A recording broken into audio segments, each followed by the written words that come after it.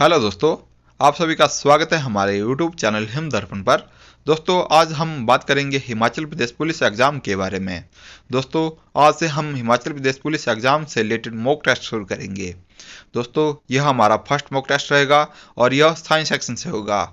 यहाँ पे जितने भी क्वेश्चन होंगे ज़रूरी होंगे और आपको एग्जाम में देखने को जरूर मिल सकता है, तो आप वीडियो को अंत तक जरूर देखें। और वीडियो शुरू करने से पहले आप सभी से रिक्वेस्ट रहेगी कि जो हमारे चैनल पर नया आया है वो हमारे चैनल को जरूर सब्सक्राइब करे और बेल आइकन को जरूर प्रेस करे, और आपके जो साथी एग्जाम की तैयारी कर रहे हैं उन तक इस वीडियो को जरूर पहुंचाए। तो चलिए शुरू करते हैं आज की वीडियो। तो फर्स्ट क्वेश्चन शुरू करने से पहले आप सभी से मैं बताना चाहूँगा कि दोस्तों, यहाँ पे जितने भी क्वेश्चन है ज़रूरी है, और आप एक काम कीजिए कि जितने भी क्वेश्चन आप यहाँ पे देख रहे हैं उनका आप खुद आंसर दीजिए और अपनी कॉपी में उन आंसर को जरूर लिखिए, और लास्ट में आप अपने अंक को हमारे को बताइए। आप इसका स्वयं इवेल्युएशन कीजिए अपना। आप अगर आप अपना स्वयं मूल्यांकन करेंगे तो आपके लिए वह जरूरी है, बहुत ही लाभदायक होगा। तो आप इसी तरह से जितने भी क्वेश्चन बताएंगे अपना आंसर कमेंट करें और उसको लिख लीजिएगा, और अपने लास्ट में अंक हमें जरूर कमेंट करें। और तो चलिए शुरू करते हैं आज का हमारा फर्स्ट क्वेश्चन। भोजन का पाचन निम्न अंग से आरंभ होता है। तो ऑप्शन आपके सामने है मुंह, यकृत, पेट, आंत। तो आपने अपना आंसर लिख लिया होगा या कमेंट कर लिया होगा। तो इसका जो राइट आंसर है दोस्तों वो है ऑप्शन नंबर ए, मुंह। तो दोस्तों, जो भोजन का आरंभ होता है वो मुंह से आरंभ हो जाता है, जो पाचन होता है। तो इसकी डिटेल देखेंगे तो भोजन का पाचन मुंह से प्रारंभ होता है। मुंह में स्थित दांत भोजन को छोटे छोटे टुकड़ों में तोड़ता है, जिससे पाचक एंजाइम इस पर क्रिया आसानी से करता है। तो इसलिए जो पाचन होता है वो मुंह से आरंभ हो जाता है। तो नेक्स्ट क्वेश्चन की बात करेंगे। मधुमेह रोग को किस इंजेक्शन से कम किया जा सकता है? जरूरी क्वेश्चन है दोस्तों। तो ऑप्शन आपके सामने है थायरोक्सिन, टेट्राक्सिलिन, स्ट्रेप्टोमाइसिन, इंसुलिन। तो आपने अपना आंसर कमेंट कर लिया होगा। तो इसका राइट आंसर है दोस्तों वो है ऑप्शन नंबर डी, इंसुलिन। जो मधुमेह रोगी होता है उनके लिए इंसुलिन का इंजेक्शन दिया जाता है। तो इसके डिटेल में हम देखेंगे तो मधुमेह रोगी जो रोग होता है, रोग में रोगी को हमेशा इंसुलिन का इंजेक्शन लेते रहना चाहिए। अब क्यों? इंसुलिन ग्लूकोज में उपापचयन का नियमन करता है। यकृत में ग्लूकोज से ग्लाइकोजन के संश्लेषण की प्रक्रिया को प्रेरित करता है। तो ये इसकी डिटेल रहेगी दोस्तों। तो नेक्स्ट क्वेश्चन की बात करेंगे। नेक्स्ट क्वेश्चन है मनुष्य के शरीर में सबसे छोटी ग्रंथि है। तो ऑप्शन आपके सामने है लीवर, थायराइड, प्यूटरी या लार। तो आपने अपना आंसर कमेंट कर लिया होगा। तो इसका जो राइट आंसर है दोस्तों वो है प्यूटरी ग्रंथि। इसके लिए जो ऑप्शन नंबर सी इसका राइट आंसर है। तो इसकी डिटेल देखेंगे तो मनुष्य के शरीर में सबसे छोटी ग्रंथि पीयूष ग्रंथि होती है, या इसे प्यूटरी ग्रंथि भी कहा जाता है। और सबसे बड़ी ग्रंथि, तो यहाँ से भी क्वेश्चन पूछ लिया जाता है कि सबसे बड़ी ग्रंथि कौन है, वो है लीवर। तो आप इनको भी नोट करते रहिए। तो सबसे छोटी ग्रंथि दोस्तों पीयूष ग्रंथि, या प्यूटरी ग्रंथि, या सबसे बड़ी ग्रंथि लीवर। तो नेक्स्ट क्वेश्चन की बात करेंगे। मनुष्य के मस्तिष्क का सबसे बड़ा भाग है। जरूरी क्वेश्चन है दोस्तों। जो मनुष्य का मस्तिष्क होता है उसका सबसे बड़ा भाग कौन सा है? तो ऑप्शन आपके सामने है मस्तिष्कांत, अनुमस्तिष्क, प्रमस्तिष्क या मध्य मस्तिष्क। आपने अपना आंसर कमेंट कर लिया होगा। तो इसका जो राइट आंसर है वो है प्रमस्तिष्क।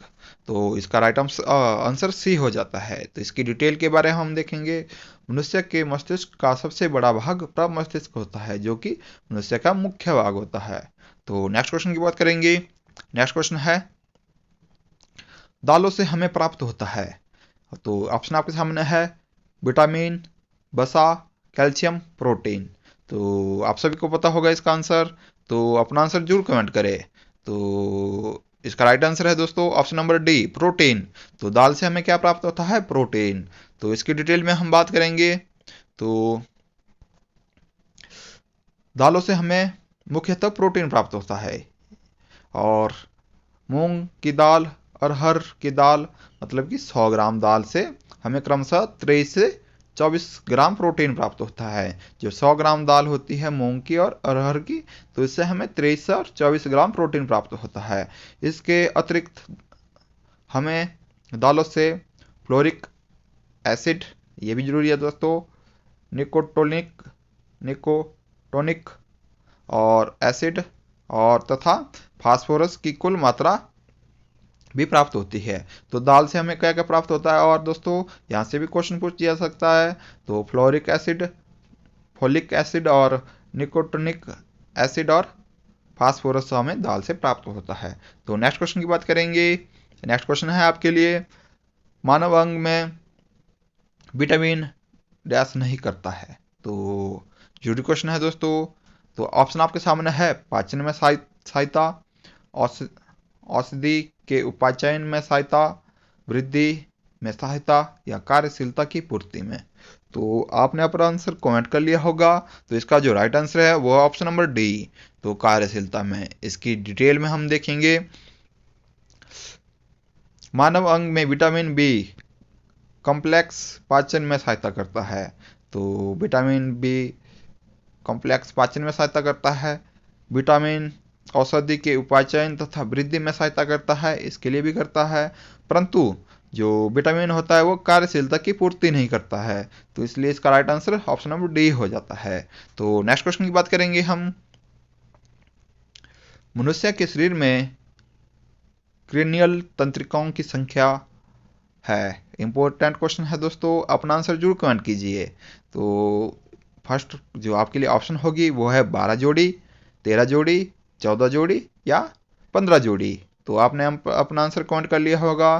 तो इसका जो राइट आंसर है वो है ऑप्शन नंबर ए, 12 जोड़ी। तो इसकी जो डिटेल में हम देखेंगे, कपालीय तंत्रिका ऐसी तंत्रिका है जिसका उद्गम सीधे मस्तिष्क से होता है, और मनुष्य शरीर में 12 जोड़ी कपालीय तंत्रिका पाई जाती है। तो कितनी जोड़ी पाई जाती है दोस्तों? 12 जोड़ी।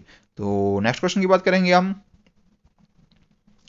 निम्नलिखित में कौन सा विटामिन जल में विलय होता है? इंपॉर्टेंट क्वेश्चन है दोस्तों, और एग्जाम में रिपीट होता रहता है।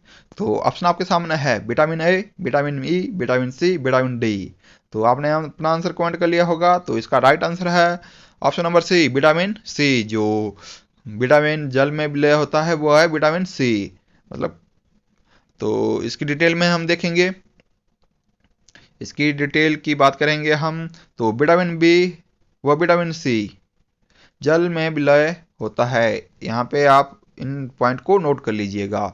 जो विटामिन बी और विटामिन सी है वो जल में विलय होता है। यहाँ से क्वेश्चन पूछ लिया जाता है कि जल में विलय होने वाले कौन कौन से विटामिन हैं, और बाकी जो शेष बच जाते हैं ए, डी, ई तथा के, यह वसा में विलय होता है। यहाँ से एक ट्रिक भी होती है दोस्तों, जो वसा में विलय होता है विटामिन, उसके लिए अधिक, आप अधिक याद कीजिए।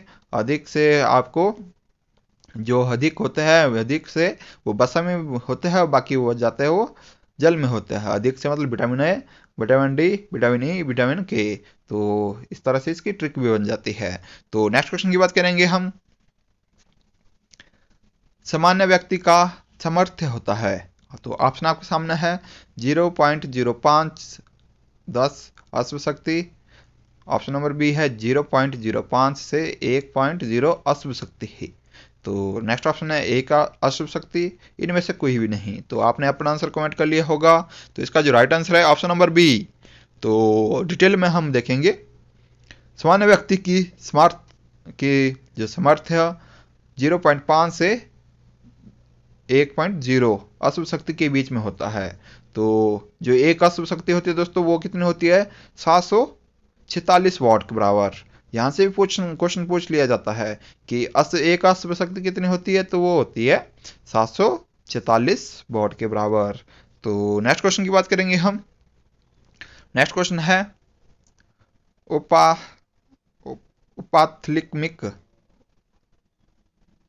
उपाथमिक संबंधित है। दोस्तों ये एक रोग है, यह किससे संबंधित है? ऑप्थाल्मिक। जो ऑप्थाल्मिक रोग है वो ऑप्शन आपके सामने है, नाक, मुंह जीभ और आंख। इसका जो राइट आंसर है वो है ऑप्शन नंबर डी, जो यह आंख से संबंधित है।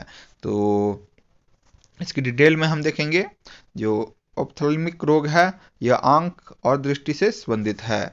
तो नेक्स्ट क्वेश्चन की बात करेंगे, तत्काल ऊर्जा के लिए एक खिलाड़ी को क्या दिया जाना चाहिए? तो अपना आंसर कमेंट करें जो इसका राइट आंसर है दोस्तों, इसका कमेंट करिए इसका राइट आंसर। जो ऑप्शन आपके सामने है कार्बोहाइड्रेट, प्रोटीन, विटामिन या वसा। तो इसका जो राइट आंसर है दोस्तों वो है कार्बोहाइड्रेट। तो तत्काल ऊर्जा के लिए क्या देना चाहिए खिलाड़ी को? कार्बोहाइड्रेट्स। तो इसकी डिटेल देखेंगे, तत्काल ऊर्जा के लिए खिलाड़ी को कार्बोहाइड्रेट दिया जाना चाहिए क्योंकि यह तत्काल ऊर्जा स्रोत होता है। तो नेक्स्ट क्वेश्चन की बात करेंगे, निम्नलिखित में से किस अम्ल की उपस्थिति हमारे पेट में होती है? तो ऑप्शन आपके सामने है सल्फ्यूरिक अम्ल, हाइड्रोक्लोरिक अम्ल, नाइट्रिक अम्ल और पिक्रिक अम्ल। जरूरी क्वेश्चन है दोस्तों। तो इसका जो राइट आंसर है वो है हाइड्रोक्लोरिक अम्ल। तो ऑप्शन इसकी डिटेल देखेंगे, हाइड्रोक्लोरिक अम्ल की उपस्थिति हमारे पेट में होती है। यह भोजन को तोड़ता है तथा पाचन में सहायता करता है। यह पेट में अम्लीय वातावरण बनाता है। तो आपने इसकी डिटेल भी, जो दोस्तों जितने भी क्वेश्चन हैं इन डिटेल को आप लिख लीजिएगा क्योंकि यहाँ से भी क्वेश्चन बनते रहते हैं। तो नेक्स्ट क्वेश्चन की बात करेंगे, निम्नलिखित में कौन सा रोग बैक्टीरिया द्वारा नहीं फैलता है? यहाँ पे नहीं फैलता पूछा हुआ है दोस्तों। तो ऑप्शन आपके सामने है टाइफाइड, मलेरिया, टीबी, हैजा। तो बैक्टीरिया द्वारा कौन सा रोग नहीं फैलता है? वो है मलेरिया, ऑप्शन नंबर बी। तो इसकी डिटेल देखेंगे हम, मलेरिया नामक रोग प्लाज्मोडियम नामक प्रोटोजोआ के द्वारा फैलता है। तो यह प्रोटोजोआ के द्वारा फैलता है और यह मच्छर जो मादा मच्छर होता है दोस्तों, जो मादा मच्छर होता है एनोफ्लिज के काटने से होता है। तो यहाँ से भी क्वेश्चन पूछ लिया जा सकता है कि कौन से मच्छर को काटने से मलेरिया रोग होता है? वो है एनोफ्लिस। तो नेक्स्ट क्वेश्चन की बात करेंगे हम, शरीर में सबसे बड़ा अंग कौन सा है? दोस्तों ये क्वेश्चन ऊपर भी आया था, इसके में हमने डिटेल देखी थी। तो ऑप्शन आपके सामने है मस्तिष्क, हृदय, चमड़ा, यकृत। तो शरीर का सबसे बड़ा जो अंग है या ग्रंथि है वो है यकृत। तो डिटेल में देखेंगे, मानव शरीर का सबसे बड़ा अंग या ग्रंथि यकृत कहा जाता है। मस्तिष्क को शरीर का नियंत्रण केंद्र कहा जाता है क्योंकि हमारा जो मस्तिष्क है यह हमारे शरीर को कंट्रोल करता है, कमांड देता है। गुर्दे का कार्य मूत्र का परित्याग करना तथा प्रसारण नियंत्रण बनाए रखना होता है। हृदय परिसंचरण तंत्र का मुख्य भाग होता है। यकृत शरीर का सबसे भारी अंग भी होता है। दोस्तों यहाँ से क्वेश्चन पूछ लिया जाता है कि सबसे भारी अंग क्या है, या यह यकृत है। और इसका वजन दोस्तों कितना होता है? औसतन 1.6 किलो होता है, किलोग्राम।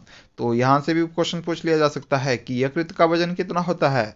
तो 1.6 किलोग्राम। तो यहाँ से भी आप इन पॉइंट को लिख लीजिएगा। तो नेक्स्ट क्वेश्चन की बात करेंगे, निम्नलिखित में से कौन सा प्रोटीन है? तो ऑप्शन आपके सामने है स्टार्च, प्राकृतिक रबर, ऊन और सेलुलोज। तो इसका राइट आंसर है ऊन। तो अपना आंसर कमेंट कर लीजिएगा। ऊन क्रिटिन नामक प्रोटीन का बना होता है। यह प्रोटीन बालों तथा त्वचा में पाया जाता है। इससे चेक्लोरोप्रोटीन कहा जाता है। इस प्रोटीन में सल्फर पाया जाता है। तो दोस्तों यहाँ से भी एक पॉइंट बन जाता है कि इसे स्क्लेरोप्रोटीन कहा जाता है। जो ऊन में होता है यह स्क्लेरोप्रोटीन कहा जाता है और यह इसमें सल्फर पाया जाता है। तो नेक्स्ट क्वेश्चन की बात करेंगे। तो हमारा जो नेक्स्ट क्वेश्चन है दोस्तों, यहाँ से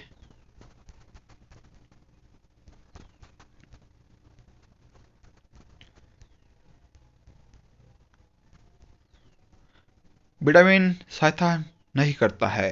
तो ऑप्शन आपके सामने है उत्तक में एंजाइम के निर्माण में, उपाचयन में, आवेजक के रूप में, रोगों